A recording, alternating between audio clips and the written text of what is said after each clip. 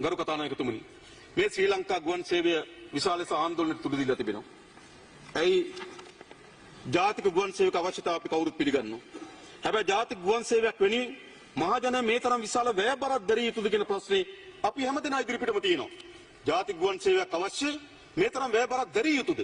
ඒක ඇත්ත අපි ඉදිරියේ තියෙන ප්‍රශ්නයක්. නමුත් අපි මේ කළමනාකරණයත් එක්ක අධ්‍යක්ෂ මණ්ඩලයත් එක්ක සාකච්ඡා කරලා තිබෙනවා. ඔවුන් නිතාමත් සත්‍යමත් සැලසුමක් ඉදිරිපත් කළා තිබෙනවා. ඔවුන් අපිට විශ්වාස දීලා තිබෙනවා මේ ආයතන ගොඩනගාගත හැකියි කියලා. කවුරු හරි විකුණන්න කියනවනම් මේක ගන්නෙ නෑ. ගන්නෙ නෑ කවුරුත් ආවේ නෑ.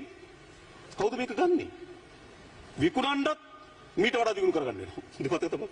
ඒ නිසා අපි අධ්‍යක්ෂ මණ්ඩලය ලෑස්තිලා තිබෙනවා. අපි අධ්‍යක්ෂ මණ්ඩලයට කාලයක් දීලා තිබෙනවා. ඔවුන් සැලසුම් හදලා තිබෙනවා.